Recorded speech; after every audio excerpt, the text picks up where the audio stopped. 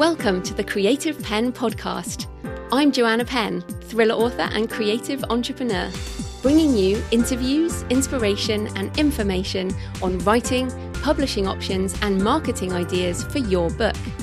You can find the episode show notes, your free author blueprint and lots more information at thecreativepenn.com, and that's Penn with a double N. And here's the show. Hello creatives. I'm Joanna Penn, and this is episode number 481 of the podcast, and it is Friday, 20th of March 2020 as I record this. So today I have an interview with Austin Kleon about Keep Going, his book on continuing to create, which is a message we all probably need right now. Although we recorded the interview several weeks ago and some things have obviously moved on and my thoughts have also changed. So I will add a longer outro after the interview with some more thoughts so you can have a more up-to-date take on the topic. So to be honest, it is hard to record this. Every day we wake up and see more news of people suffering, both physically from the virus, but also increasingly from the economic repercussions. And that's certainly my family and friends, as much as I'm sure it is your family and friends. And it is a difficult time, to say the least. Lots of you have emailed and said I should keep podcasting, so I will be, even if I feel pretty down some days, and I imagine you do too. It's a kind of cycle of anxiety and anger and then sadness, and then I go out in the sun and I listen to the bird song and I think, okay, things aren't that bad, and then I stupidly log on to look at the news or something. And some people are saying it's a bit like the 5 stages of grief for the way things used to be. Denial, anger, bargaining, depression, and acceptance. And to be honest, I think I'm cycling through those multiple times a day sometimes. Every time something new happens, it's like, no, that can't be right. Or no, that can't be happening. And then just anger. I have had quite a lot of anger, which I'm trying to take out with physical exercise. So yeah, I think we're all bouncing between these feelings. Wherever you are in the world, I know we have listeners from over 220 countries. And what's crazy about this pandemic is it presumably, I think either it is in every country in the world or it will be at some point. So you are likely impacted in some way and you will be somewhere in this rainbow of feelings at different times. So in Bath, England today, as I speak this Friday, schools are shutting today. Most restaurants, cafes, many shops are already shut. It is quiet. You know, there's not a lot of cars on the road, a lot of people working from home, people staying in their houses. But the supermarkets, of course, and food shops, pharmacies are open. And I mean, there are some restaurants and cafes and things that are open, but we are staying home. So when we have been out to shop, there is this kind of barely controlled sense of panic and a lot of people criticising those panic buying. And of course, you know, we shouldn't do that, but I can also understand why people are doing it because there's this fear. And even when you go to the supermarket, you feel that fear like a vibration in the air. And we are writers, so we have empathy. So we are having empathy with people and then trying to control our own panic so that we don't buy all the toilet roll. But even here, we only have a few cases in Bath where I live, but my siblings and my family, various people in my family all around the world at different places, different times. And yeah, well, anyway, I talked more about this in my latest podcast on the Books and Travel podcast, which I recorded 48 hours ago. There is an episode called Sanctuary, Retreat, Belonging, the Importance of Home in Difficult Times.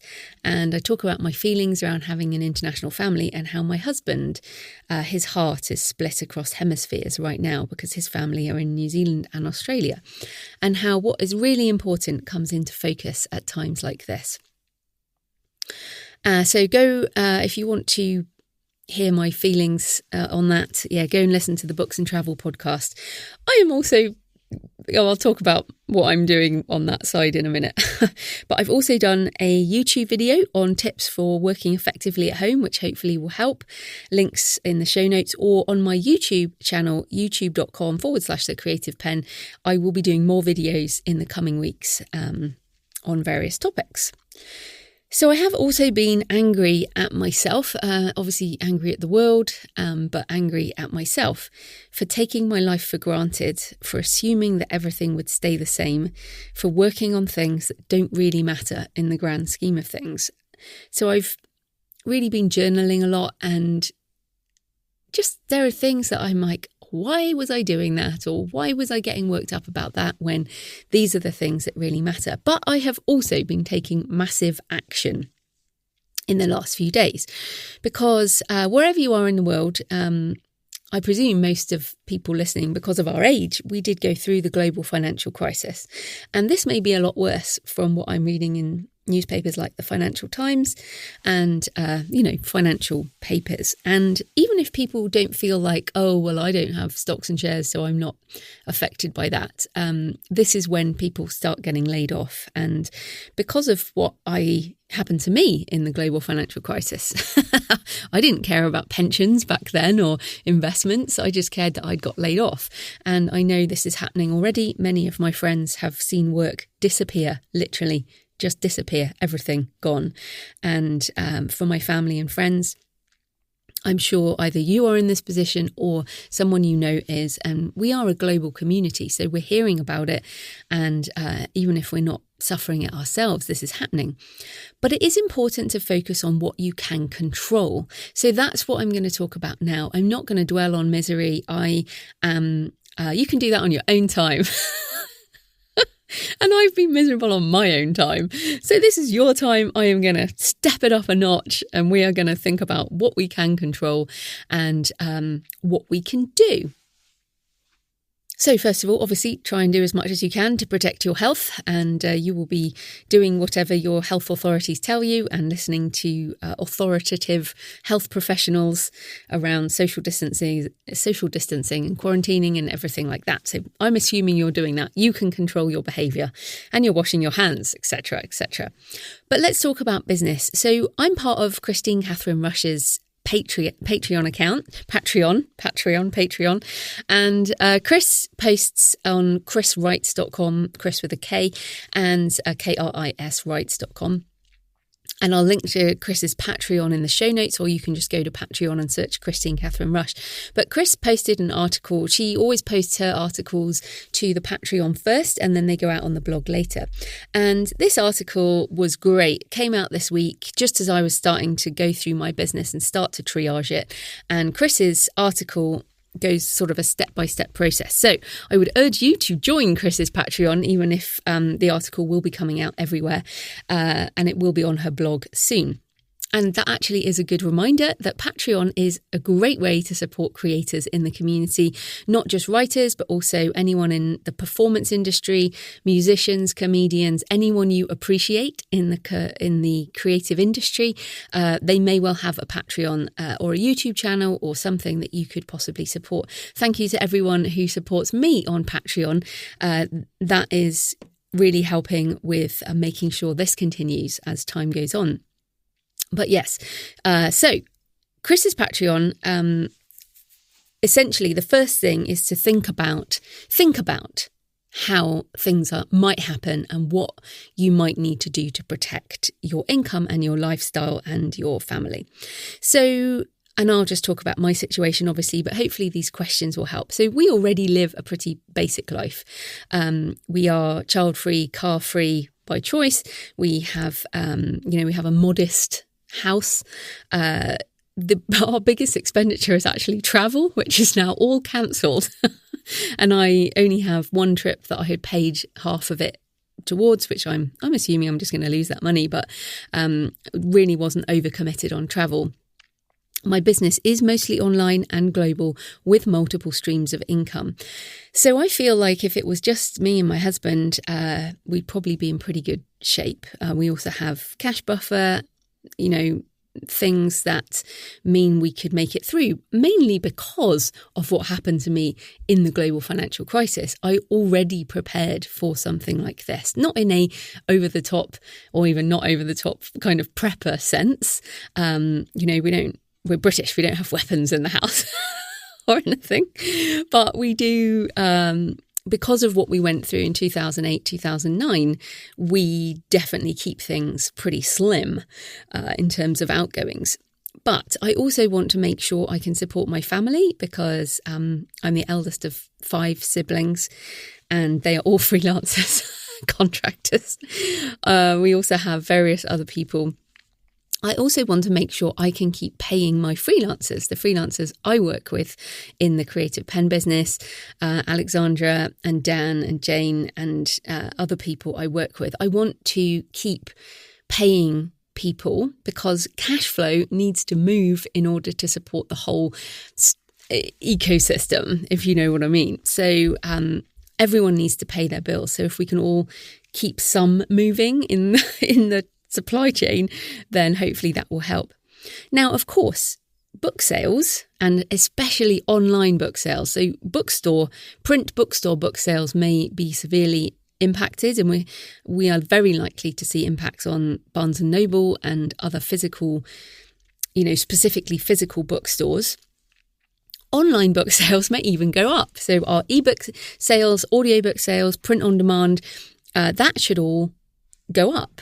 But most authors do not make all their money from book sales. And this is a really important point. So if you're like, oh, yay, I'm fine because I'm only book sales, great. But most people do not make all their money from book sales. And many authors are traditionally published, and that is more in danger as physical bookstore sales are tanking.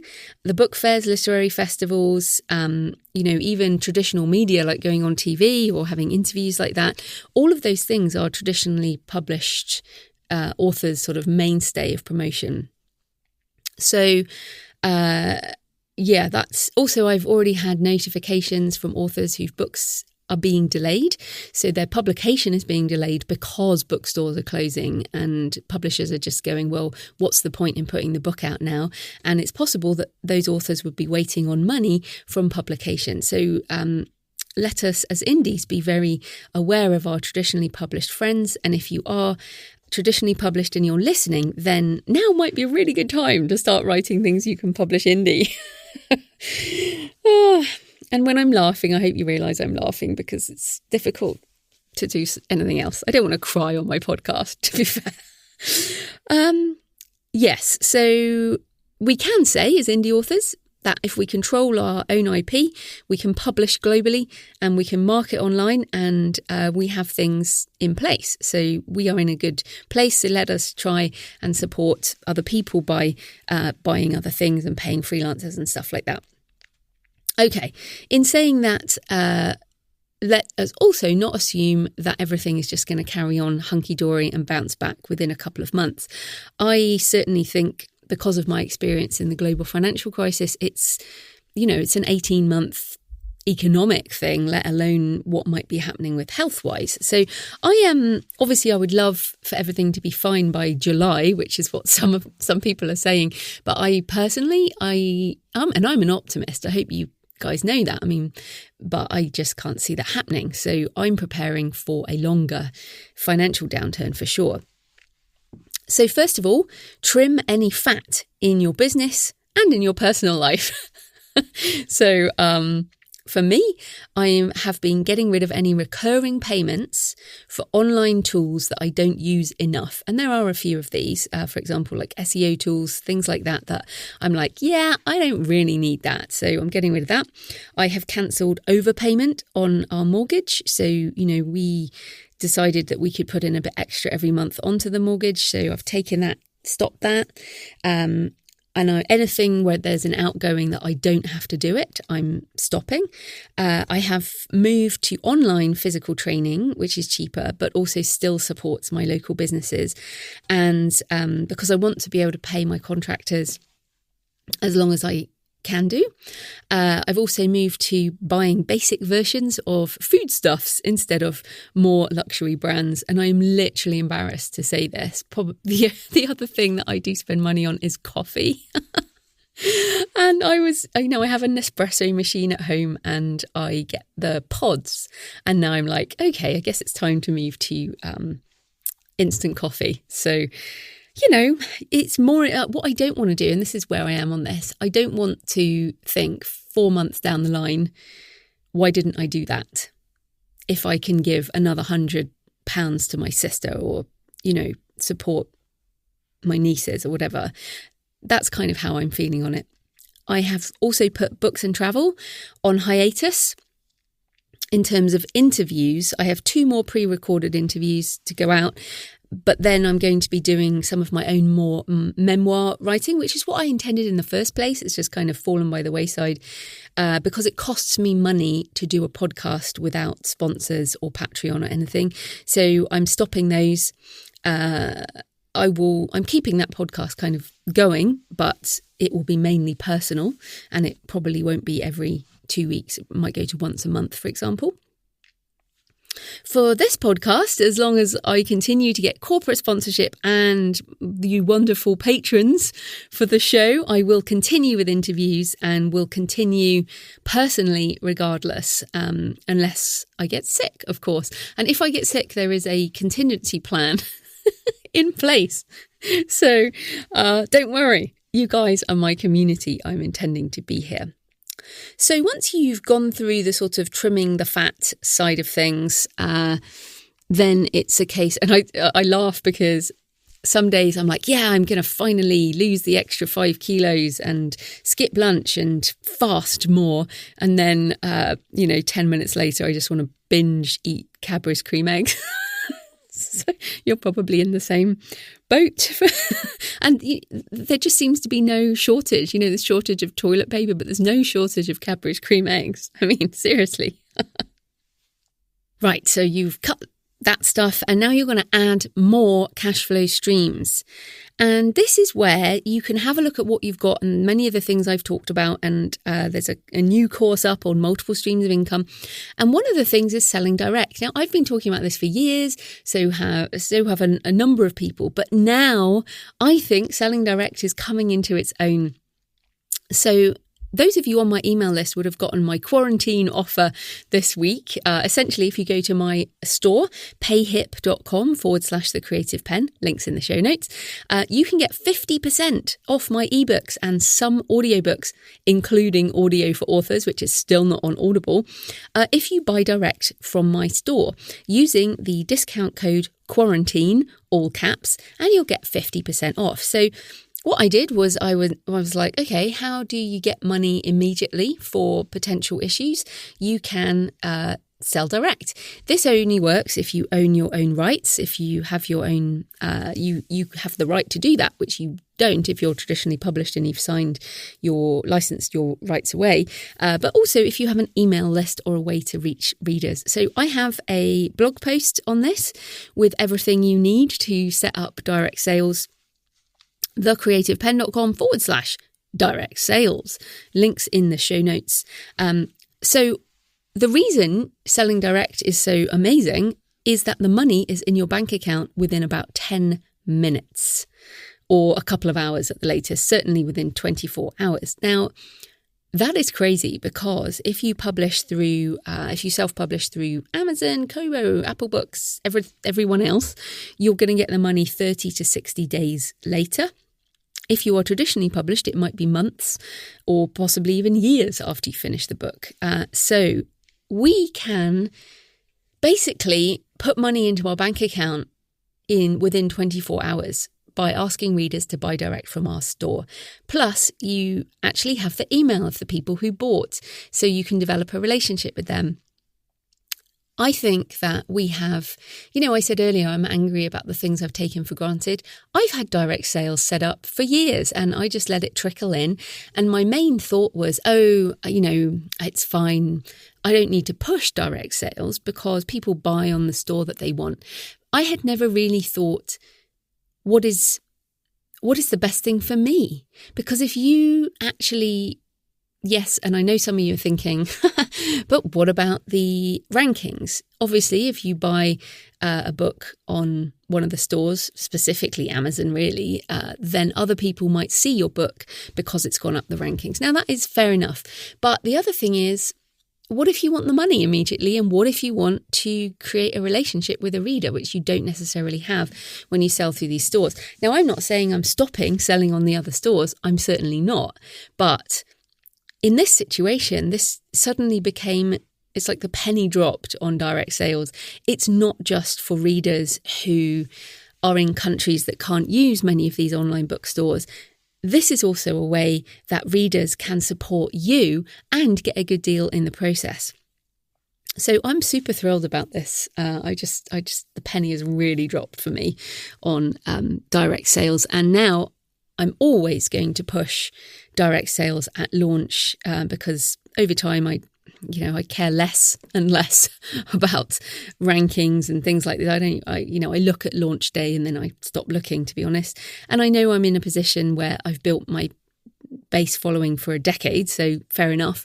But this is something we all have to build over time. So this is a chance to take control. And if you don't have this in place, then maybe it's time to start building it. An email list and also books that you own the IP for so you can sell direct yourself.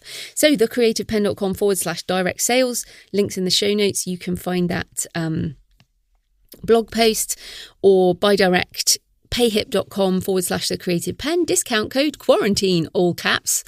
For 50% off. Okay, so that's one thing I did. I was like, right, I uploaded all my audiobooks that I have that are non-exclusive and just went for it. So I put a whole load more stuff into my PayHip store yesterday and then sent out an email. So that's cool.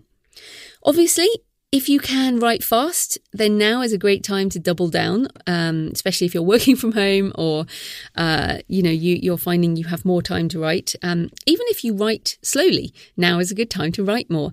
If you're struggling to write in one genre, and look, to be honest, I just can't seem to get down to my fiction. Part of it is because I can't go to my cafe and I just haven't found a place in my house that I feel I could write fiction here, which is, I'll get over it. I'm just still adjusting. But I've gone back to nonfiction and writing memoir-y stuff. But switch it up. Just switch it up from your routine. Write in another genre if you're really struggling to concentrate. Or if you have a backlist, well, now's the time to do box sets and promotions, maybe do royalty shares for audio, even upskill to narrate yourself. And obviously check out my book, Audio for Authors, which you can buy direct in audio if you fancy on my PayHip store. Just an update on that. I emailed Audible and said, what the hell? And basically it's taking a month or more at the moment for books to go through. So that's a pain. The other thing you could do is upskill and do all of those training courses you have bought and need to make time for. Because look, at some point this will be over, and a good thing will be to position yourself for the next stage of your author career. So I'm also going to be doing more online mini courses, so they will be a lower price. I put out multiple streams of income last week and I have more to come. In fact, my next one will be how to turn what you know into an online course. So it will just be a short lecture that will help you if you want to pivot to teaching things online. I'll also have one on business plans, which will include planning for difficult times and lots of other things. So you can always find those at thecreativepenn.com/courses. If you're a patron, you get 10% off. If you have bought one of my other courses, you get 20% off. So lots of ways to get discounts. So those are some things that I'm doing, adding more income streams and doubling down on more. Obviously, I'm continuing to write, and I'm also going to take the time to go through the basics for all of my books and, get back to the SEO project I was doing with the website and basically get to those tasks, admin tasks that we all have on our list and we haven't had time for. Plus, I'm going to keep doing my health things. So very importantly, walking every day, getting outside, working out in the park, doing yoga at home. Physical movement is so important right now for our mental health as well as our physical health. Obviously, you need to be social distancing, but that is easy enough outside. More in The Healthy Writer, available in audiobook and ebook on my direct store. Right, so those are some of my thoughts on basically taking control. And yes, I'm stressed and anxious and momentarily depressed some days. And then I kind of go, right, what can I control? What can I take action on? How do I stay busy? How do I stay away from the news? So I hope that gives you some ideas as well. So thanks for your emails and tweets and comments this week, although there were a lot fewer of them because everyone is busy doing their thing. But feel free to send me pictures from wherever you are sheltering in place or quarantining or whatever your situation is like in the world. Tweet me at The Creative Penn with a double N, obviously. But a few comments. Emily Robertson says, I went on a walk on this weird rainy morning listening to the show. When I got home, these said hello, sent me a lovely picture of daffodils. Thank you, Emily. Sarah M. Addison said, what a tonic it is to listen to your latest podcast and hear you giggling away to yourself. There you go. There's another one. I love it. Thanks for being a ray of sunshine as well as deeply informative. Glad you think that, Sarah. Thank you. And I'll probably keep giggling to myself. I hope I will. And then Robin Sati says, for anyone struggling with the need to stay home at this time, listen to this episode of Books and Travel. Once again, The Creative Penn says everything my heart cannot. Thank you, Robin. I'm really glad that show resonated with you. So today's show is sponsored by Findaway Voices, which gives you access to the world's largest network of audiobook sellers and everything you need to create professional audiobooks. They can help you find a professional narrator, and you can do a royalty share deal, or you can upload your own files that you narrate yourself or produce separately. I love Findaway as they enable you to publish to the big stores like Audible, Apple Books, Google Play, Storytel, Nook, Kobo Audio, Walmart, many more, as well as library apps. So readers can get your audiobook for free and you still get paid, which is fantastic. And also promotional sites like chirp.com, which is run by BookBub and hopefully is going to transform the audiobook marketing world. And if you publish exclusively with the incumbent that many indies do, you will not have access to all of these markets. Also, you can sell audio direct through Authors Direct, and you will find my audiobooks on Authors Direct. You can only buy from it in a couple of countries, but including the USA, so you can get my audiobooks there. Even if you are exclusive to Amazon with ebooks, this is really important. If you're in KDP Select with ebooks, you can still go wide with audio. So that shouldn't stop you. You can also go wide with print, obviously. But the market for audio wide is huge. So don't miss out. Take back your freedom. Choose your price. Choose how you sell. Choose how you distribute. Go to findawayvoices.com and check them out for your next audio project. So thanks to Findaway, and this type of corporate sponsorship pays for the hosting, transcription and editing for the show, but my time in creating the show is sponsored by my patrons. Thanks to everyone supporting the show on Patreon. Thanks to new patrons, Glenn Knock, Beth Ball and Kylie Ross. And thanks to everyone who's been supporting the show for years. I really appreciate it, especially in difficult times. You can support the show for just a couple of dollars a month, and you will get the extra Q&A where I tend to share lots more personal things, and you'll get the backlist as well. So if you have more time to listen, check it out at patreon.com, patreon.com/The Creative Penn. Right, let's get into the interview, and I will be back afterwards for a slightly longer outro. Austin Kleon is the New York Times and international best-selling author of 4 books, including Steal Like an Artist and Show Your Work. He's also an artist, professional speaker, and newspaper blackout poet. Today, we're talking about Keep Going, 10 Ways to Stay Creative in Good Times and Bad. Welcome, Austin. Hello, thanks for having me. Oh, it's great to have you on the show. Now, I read Keep Going recently because I really needed the message after over a decade doing this sort of full time. So what prompted you to write the book? Because I know like everyone thinks you're so super successful. I was right there with you. I had been sort of, two things really. I had sort of, I think it's impossible to avoid, what's going on in America right now, and just sort of the political climate of things that I think, how divisive the politics has become in the country, and I think how most of the creative people I know, creative people are fairly sensitive people. I mean, they need to be sensitive because they need to be absorbing the world so that they can like process it and put it back out. So I think that for a lot of my really creative friends, just sort of the culture has just become so distracting. And, that's everything from the politics to the climate of social media to everything else. So, that was going on. But also, I was just like you. I had hit this kind of 10-year mark of trying to be an artist, trying to be a creative person. And, I've done reasonably well. But I just wasn't sure if I wanted to do it anymore. And so I sort of needed a pep talk for myself. This is sort of the first book I wrote for me in the present. I feel like my other books were written for me in the past. And this was a book that I needed to read. And so it was, so that's sort of how it happened. And did it help you?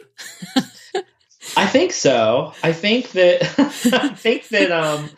I think that what it, I feel like you don't really know as a writer.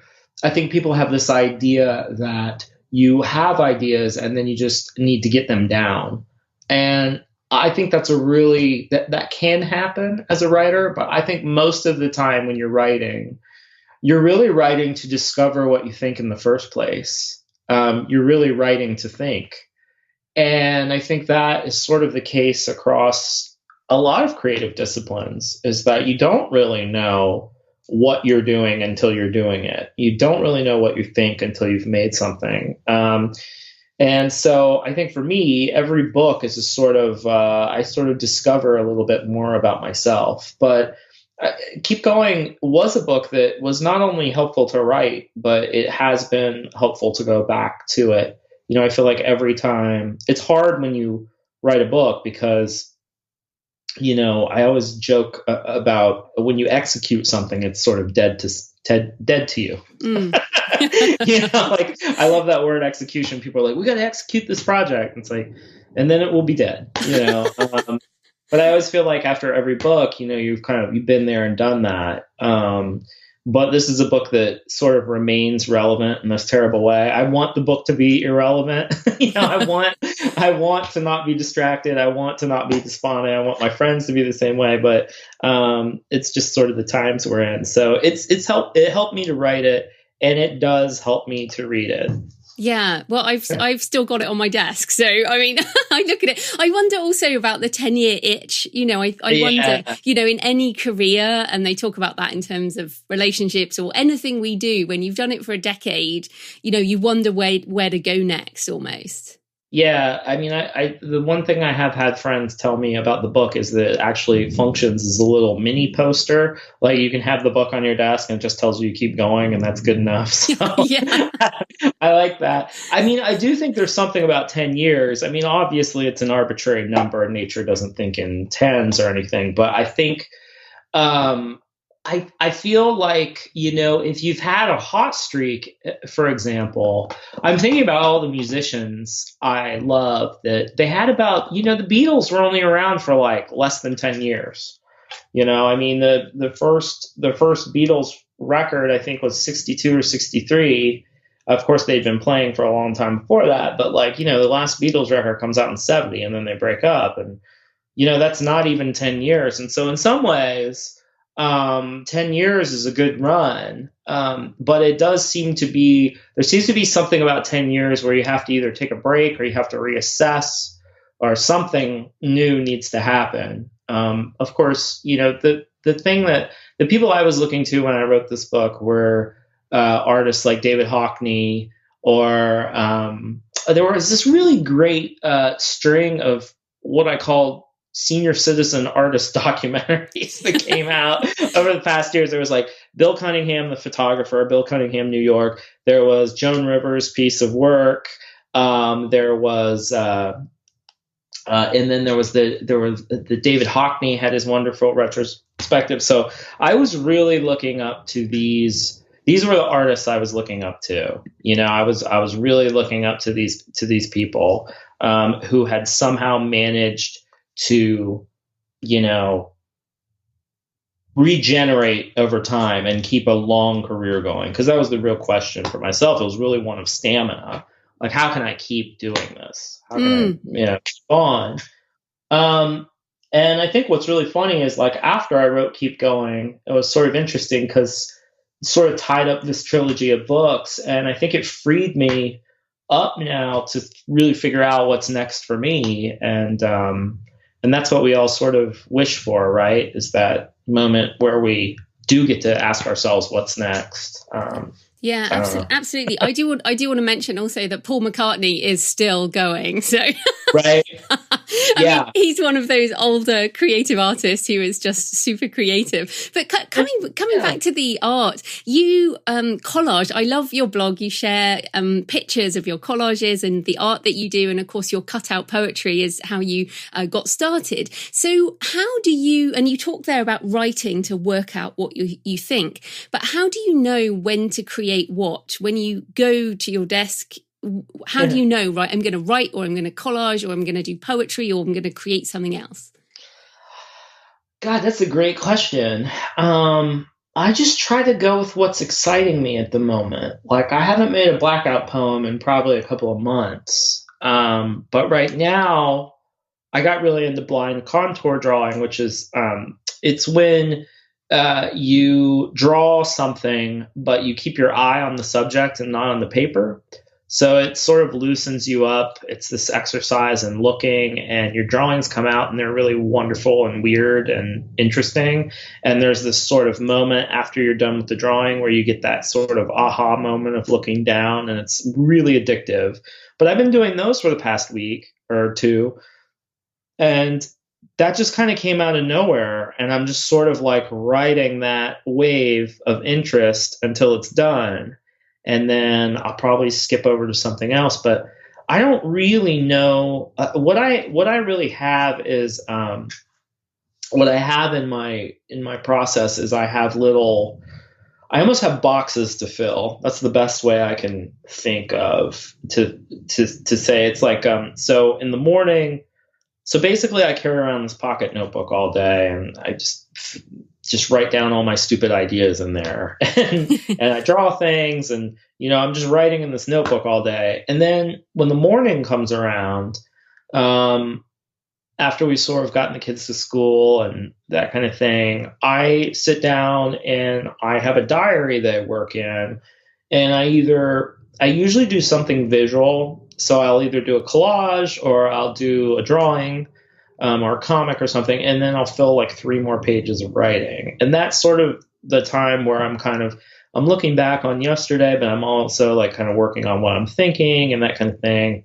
And then after the diary's done for the day, usually there's something in the diary that I want to turn into a blog post, or I'll think of a good blog post or something that I want to share on my blog. And then I go over and I do the blog post. And that can be anything from like, oh, here's this interesting book I read, or here's this interesting quote, or here's something I drew, or here's something I made, or here's a really long post about parenting or something. I don't know, whatever it is. And then once I make the blog post for the day, I'm sort of done in a sense creatively, like for as far as like the baseline, you know what I mean? Like that's the work that has to get done for the day.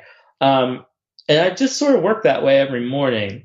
And then for the rest of the day, it really depends on what's on the docket. Like today, I went for a walk and we're doing this interview, and this afternoon I'll probably do some stuff and I have to pick up my kid and blah, blah, blah. But that's sort of the thing for me that Keep Going did was it helped me establish a repetitive, repeatable daily system for producing work. Because that for me has been the thing that I was really missing in my life, was some sort of method to making work all the time. Does that make sense? Am I making sense? Oh, no, absolutely. And yeah, I think, well, Stephen Pressfield's Do the Work is, one of the books I also have on my desk. Yeah. It's interesting. I mean, it's hard when you're someone who, I'm just a guy who's interested in a lot of different things, and that sort of feeds the work. And if I try to be too strict with myself about like projects and things like that, it's just a little, I'm a believer in constraint, but to a certain point, I feel like if I really honor my true interests, then good things happen. And the person who's inspired, the people who have inspired me the most that way are my kids. Because I have a 7-year-old and a 4-year-old, and the 4-year-old's about to turn 5. And they have this wonderful way of being interested in the world, in that when they're interested in something, they are completely engrossed and obsessed by it. And they sort of just ride it till it's dead. And then they'll just drop it and they'll go to something else. And you'll be like, wow, that was a short phase. But then if you stick around for a while, they'll go back to that thing that we're sort of obsessed by every once in a while. And you're like, oh, okay. They dropped that thing and then they went on to another thing. And then they figured out how the new thing connected to the old thing, and it's been really revealing to me to watch a young person who is sort of naturally engaged in the world, to watch how they work. And it's really influenced me, as everything. It's just really influenced me. It's given me permission to sort of ride my interests until they're exhausted and then drop them for a while and not throw them away, but just keep them around, So I think that, people talk to me a lot about discipline. They'll say, oh, you seem really disciplined. And I think, well, discipline's really easy when you have desire. I mean, it's very easy to be, for me, it's very easy to be disciplined with my work if I want to be doing what I'm doing. You know what I mean? So it's, if I was a really disciplined person, I'd be thinner than I am. Me too. So it's like, I don't know. I think that the joy and the blessing of having kids for me is it's put me in touch with just that sort of raw interest, that kind of raw passion. Like, if you think about it, how many of our interests have been sort of artificially instilled in us from whether it was school or whether it was like what's interesting in social media or like what's selling in the marketplace or whatever. It's hard sometimes as an adult to really sit back and be like, what am I truly fascinated by in the world? Because I think that's like so much of the creative person's agenda, is to think about, what do you really want to pay attention to? What do you want to shed light on? What do you want to put your gaze on? What do you want to highlight in the world for others? And I just think that the noise of the world really gets in the way of your attention. And I'm just a very, very clear, mundane example of this.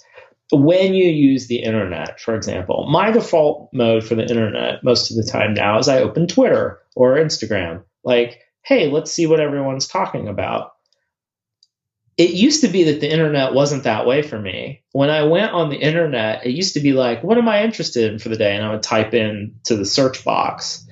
There's like this sort of thing now where most of how we digest life online is through what's called feeds, right? And when I think of the word feed, I think of like a pig at a trough. So it's like, whereas there's another way of interacting with the web, which is you type things into the search box and you see what comes up and you're like digging around, based on your direction. And it's interesting, even with Twitter, sometimes when I go on Twitter, I won't look at my feed. I'll simply type in what I'm interested in right now, like little search terms, and then I'll limit it to people I follow and see if any of the people I follow have talked about this thing I'm really interested in. And it's sort of this whole way of sort of tilting your experience of online life from what's being pushed at you versus what you want to discover. So it's like the search versus the feed. So I think in creative life, it's very easy to get in that feed mode where you're just sort of like, oh, okay, whatever project's coming my way, I just do that, or like whatever people are interested in, I do that, and blah, blah, blah. It's very easy to get knocked out of that search mode that I think is so important to making new work. No, that's great. And you mentioned a few things there. You mentioned the word joy and blessing and light. But one of the things that I picked up from the book, because I write pretty dark fiction, and you said art is not only made from things that spark joy, in inverted commas, art is also made out of what is ugly or repulsive to us. So I wondered what your, especially as you mentioned at the beginning, the political climate, people, right now we've got some virus issues going around. Yeah. So how do we tap into our dark side while avoiding the fear of judgment that inevitably comes? Well, I think what's really important is to have some kind of private practice. I mean, I think that for a long time, artists, part of the joy of making art was you could sort of like shut yourself away in a room or like with a sketchbook or with your typewriter and let that kind of darkness and weirdness come out. And I think now we're in this sort of like share everything culture where I think people don't feel like they can be as private. I feel like private space is disappearing in a lot of ways. Like, I feel like when people make things, they're very like, oh, I should share this on Instagram right after I make it or something. There's this kind of like feeling that you should share immediately after making things. And I think that in some ways I feel a little bit, I don't know that I feel responsible for that as much as I think my second book, Show Your Work, which was all about like sharing your stuff before you have like a perfect finished product. I think that sort of got misinterpreted by a lot of people in that they felt like they needed to always share. And I thought the essential point of that book was you only share things that you want to share that you think are like ready, like, that I'm trying to think of like how to, I just feel like people are like, oh, I made this thing, I should share it. And they're not putting any time in between when something is created and when it's shared. And so I really think that like one of the key elements for me as far as like exploring my darker stuff and figuring out like what's bothering me, what's itching at me, is to have a private place that I can go to do work. And so that's why I keep a diary and a sketchbook, is that a diary or a sketchbook is like a good place to have bad ideas. It's a good place to let those sort of demons come out and to see what you're dealing with. And you don't have to, no one ever has to see it, but I think this is happening. And I just think that our private lives are disappearing, and privacy used to be the place that we would work on some of these things. And so that is my, kind of first example, of how people, can bring some of that darkness back into the work, is to just think about like, where are the private spaces that you occupy? Like, where are the safe zones where you can go and like sort of be as weird as you want to be? And then, the question of having the courage or the whatnot to actually share the work, that's like a whole separate issue. But for me, like having a private space, because I'm such a public person now, it's been really, helpful to have private zones where I work. And I think privacy is important for everyone, to have that kind of space to sort of let things exist. I agree. And it's interesting because, of course, you talk there about, being quite a public person now, and your blog. Obviously there's things you don't share on your blog, but you do put pictures of your diary and sometimes your kids' art and things like that, and really do let people in. So I wondered, what part of your life does blogging play? Is it marketing? Is it expression? Is it everything? What does it do for you? Because a lot of people will say now there's no point in blogging because it's all oversaturated. I'm not sure there is a point to blogging. I think they might be right. I think everybody's right and everyone's wrong, just like anything else. For me personally, what blogging does is it is a public having to show up. It's almost like a newspaper column or something. I don't know. I'm trying to think of like in previous media, what would be the equivalent. For me, a blog is a way of generating. It's not just a way of sharing. It's a way of generating ideas. Like when I have to sit down and stare at my empty WordPress box and come up with something that I think is interesting, or that is an act that kind of holds you accountable in this way. Like having to show up and fill the box with something interesting is just an exercise that I think is just like really valuable on its own. I think it clarifies your thinking. I think just literally sitting down and thinking, what do I have to say today that I could share with someone else, focuses you in this really interesting way. And I think that over time, what is really helpful about a blog is that you start to pick up on your own patterns. Tags are really interesting to me on blogs because once you have a tag going, you're like, that's one of my interests. Like I've had blog tags that have become whole book chapters or whole books, really. So for me, it's like what I'm trying to do with the blog is sort of what a writer like David Sedaris does with his writing, in that he carries this notebook around all day, scribbling in it, and then he goes to his diary in his morning and he types about whatever was interesting in the notebook. And then when he does a show, he shares some of that diary writing, sees how people react to it, makes a little marks in the marginalia and stuff. And then he turns those pieces into essays that become books. So it's this kind of like iterative process of like generating material, putting it out in the world, seeing how people respond to it, and then repackaging it and then putting it back out, So for me, the blog is sort of like, okay, I'm putting these ideas out there. I'm seeing if it impacts anyone or seeing what people send back to me.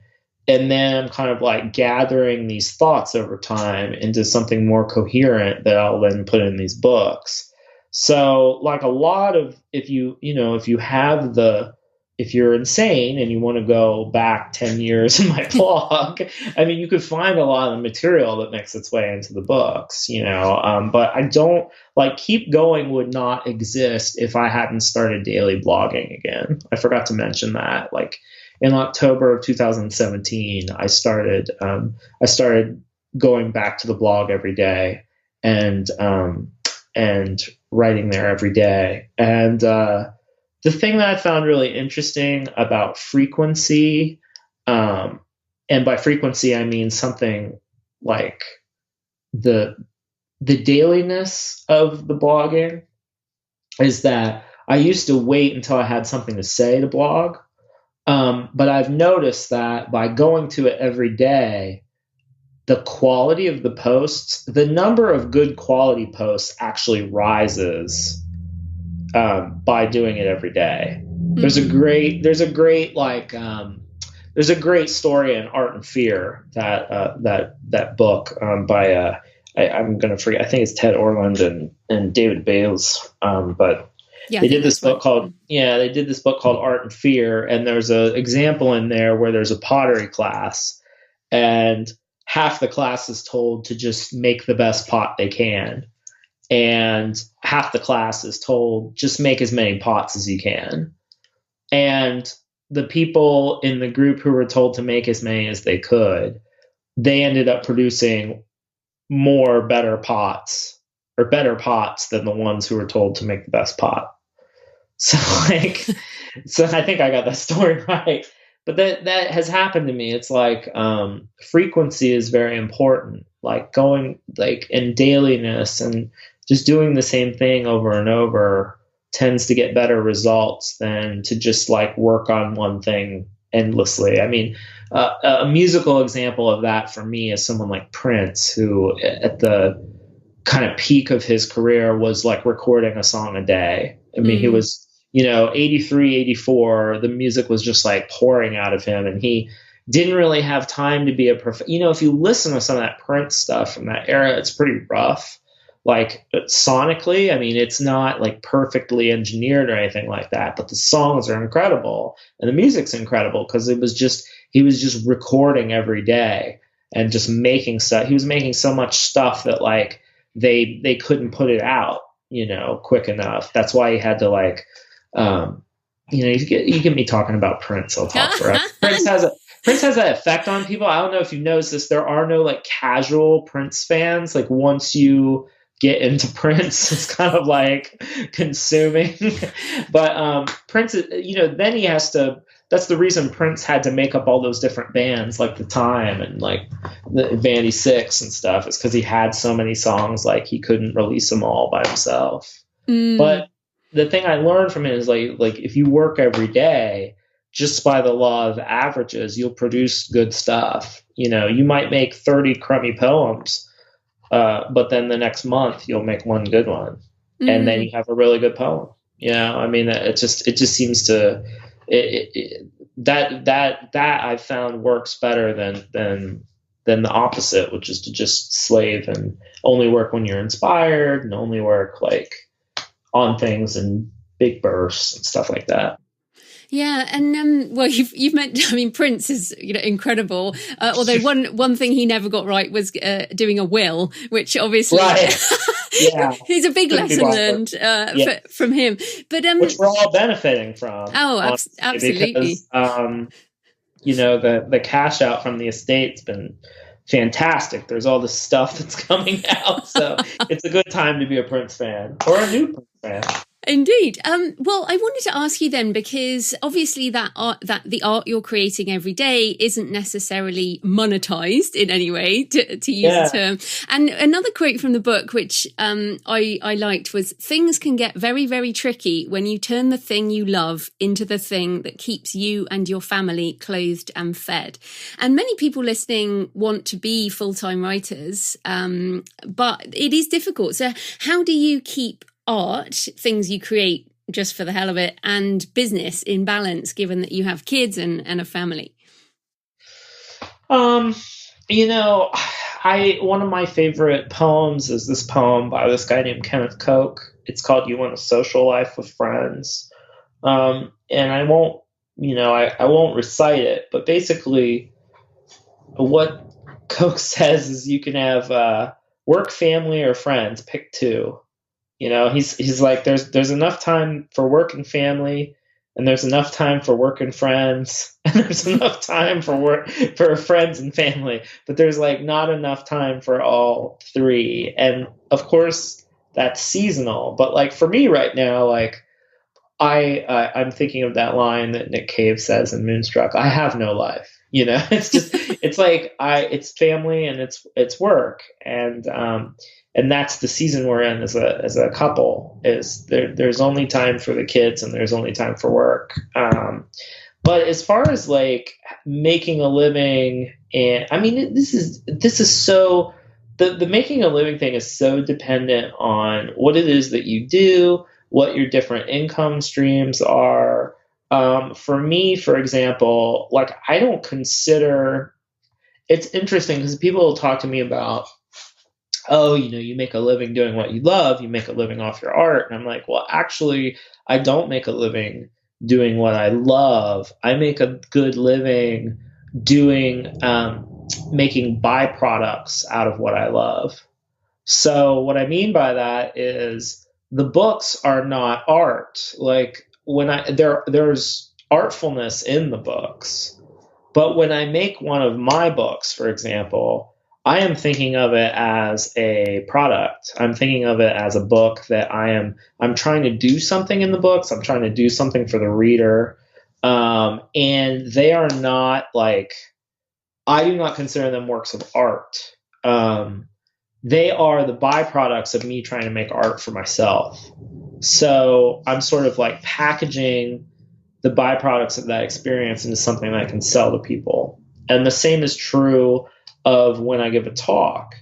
That's not really my art. Like a stand-up comedian, that's their art, right? When they get on stage, that's their art. When I get up on stage and talk, it's very much the byproduct of what I really like to do, which is just, draw and make stuff and whatever. So my friend Hugh McLeod says that there's always like, he has this thing called the sex and cash theory. And the way that he talks about it is like, there's always a sexy part of the work, and then there's always the cash part of the work.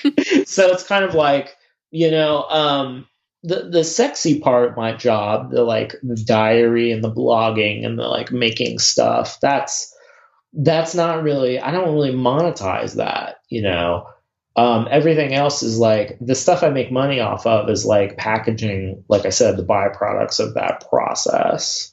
But it's tricky, I mean, and it's different for everybody. I think I would be, and it's funny because like I haven't really, I'm really in a really lucky situation where I can live off of books and speaking right now. So I don't sell a lot of artwork right now, or merchandise or anything like that. And I don't teach I don't teach in like a real, like I don't have online courses, or I don't teach at a university or anything like that. So it's a pretty slim, the revenue streams are pretty like, they're not, I'm at a point in my life, I guess what I'm trying to say is I'm at a point in my life where I would rather have my time than more money.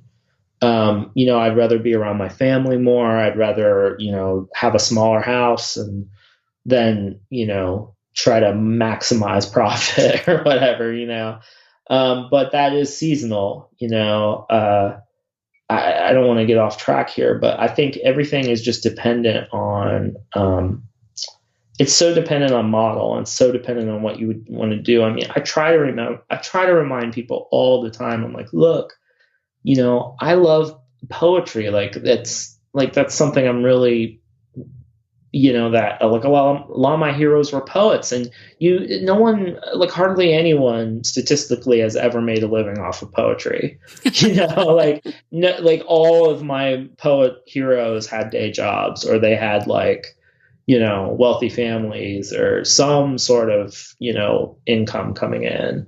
So I think this is a long-winded way of getting around to like, art and commerce just don't necessarily mix. And I think one thing that's really cool right now is that people are doing a lot of experimenting with different income streams, different support systems. Like I see what's going on with Patreon and,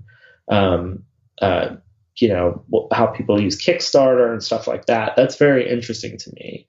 Now, I will say that I haven't done a lot of that stuff because I don't really want the complications of that. I think that sometimes I don't necessarily really want patrons. I want to make something and sell it. I feel like there's a little bit of an entitlement that happens when people feel like they have a real direct monetary influence on your life. And I just haven't been quite comfortable with that myself. But I've also been really lucky that, that I have the career that I do. Although, of course, most artists in history have had patrons. That has been the model. Absolutely. Yeah. We're kind of like back to it, and they've always been interestingly fraught relationships. And there's always, one of the things I think is really interesting as I've gotten more into this career and into this work is to think about the heroes of all stories. We always prop up the artist, but there's always a support system going on in the background of a lot of these stories. And depending on your perspective, the people who really, enabled the artists are some of the real heroes of the story. But it's interesting. I mean, I think artists have always had to be scrappy. They've always had to sort of like cobble together a life. And I don't know. I mean, these days, I'm interested in issues. I think artists usually do themselves a disservice, artists usually are like, they say things like, we need, I don't really need to get into it. I think that artists really I think we do ourselves a disservice by disconnecting ourselves from other kinds of workers. I think that, for example, people get really, so in the US right now, I'm a big outspoken proponent for universal healthcare, because I look around at my kind of peers and people doing the work that I really enjoy. And in the United States, I mean, bad healthcare or lack of healthcare kills more artists than you can shake a stick at. And the stress level involved of, having that lingering over your head all the time, I don't think people pay enough attention to it. And I think that there are a lot of people who would be doing even more interesting work if they were freed of that sort of like, what's going to happen to my family if they get sick? I mean, I know a lot of people who only hold on to their day jobs as a way to, keep their healthcare and their benefits and stuff. So I'm always looking at it from people get upset with me when I talk about it because they think it's a political issue. And I'm like, well, yeah, it is a political issue, but it's an art issue too. They'll say things like, oh, you should stick to art. You should stick to what you know. And I'm like, no, this is an art issue. If artists had access to, affordable healthcare, and they knew that, they could take more chances in their work and we would all benefit from it, so it's like stuff like that. That I think is interesting right now. But, every time in this country, you'll see an artist who has to like run a GoFundMe because they got hit by a car or something. And some people will be like, oh, isn't this great that we can all pitch in and like take care of this person that we love through this online thing. And I'm like, it's a tragedy that we should even have to do this. I mean, it's a failure of the system that anyone should have to run a GoFundMe for their medical expenses. Like, it's just insane, Yeah. And I guess at the end, circling back to your book title, you can't actually keep going unless you're healthy. So right. That's a good message. To finish off on, because it looks like we are out of time. So tell us, where can people find you and everything you do online? The easiest way is the old-fashioned way. Just type my name into the address bar, austinkleon.com, and I'm Austin Kleon on Instagram and Twitter. And probably the thing that your listeners might be the most interested in is I give out a weekly free newsletter where I point to 10 things I think are worth sharing. And I think like 70,000 people subscribe now, and it's like my favorite thing I do online. And it's sort of the way I best keep connected with people. So that's the best way to stay in touch with me. Fantastic. Well, thanks so much for your time, Austin. That was great. Thank you. So I hope you enjoyed the interview with Austin. And of course, we recorded that over 3 weeks ago when the world was very different. And I have found my perspective has shifted on some of the things we talked about over the last few weeks. I can't speak for Austin, but I'm sure he might have too. You can check out his blog at austinkleon.com. So we both talked about this sense of maybe ennui or tiredness at over a decade in this business, a sense that after 10 years, something needs to happen, that maybe you need to move on, do something new. But now with the coronavirus and the economic downturn, I actually feel galvanized into action, grateful for the fact that I have an online business full of ideas for ways to help people and continue earning so I can support my family. And I am not taking my life for granted at all. The ennui and exhaustion has gone. I am fired up. And Austin said, there seems to be something about 10 years where you have to either take a break or you have to reassess, or something new needs to happen. And of course, neither of us expected the something new to be a global pandemic. But it certainly focuses the mind. And to echo what Austin said, what are you truly interested in? And how do you want to spend your time? Maybe now is the time to figure that out. And again, if you look back to the global financial crisis, my business started out of the GFC, and many entrepreneurs started their businesses off the back of the GFC because we were so shocked into what happened. You know, I swore that that one company would never control my whole income, and that is how I run my business. And it's pretty resilient, to be honest. We shall see, obviously, over the next year. But I think that now is a good time to be questioning what you want to do and how you want to spend your time. And I feel very fired up, actually, about being creative, being an online business person, and many of the trends that I've been talking about in the futurist segment, these are going to accelerate off the back of this. And I'm going to talk about my thoughts on that in a different episode, not today. But yes, Austin also talked about working out what we think by writing, and that is really important at the moment. I'm certainly journaling almost every day to try and deal with the various feelings that are going on and using our creative side to cope with changing times. I hope if you have kids at home, you're doing fun creative projects yourself as well as helping them. I also found the comments on business interesting too. I hope you did, that to Austin, his books aren't art, but a byproduct of his art. And also that only part of our work as a full-time creative is the creative bit. And a lot of the stuff is running a business. And that is the reality. And of course, finally, Austin mentioned healthcare in the USA. And whatever your political persuasion, we can only hope that this current situation means that whoever wins the next US election will make universal healthcare a priority. It's certainly a great relief to me to be in the UK where we already have this. And of course, there are issues with our NHS, but there are issues with everything. And it's one less stress that I know I have, and I do not take it for granted. Absolutely not. I wish this for my American friends. I wish this for wherever you are in the world too. And I can only hope that we'll come out of this crisis and things will change to help people. But we obviously have a ways to go yet. But I will come back to that at another time. Anyway, I hope you enjoyed the interview and definitely get Austin's books. Check out his blog at austinkleon.com.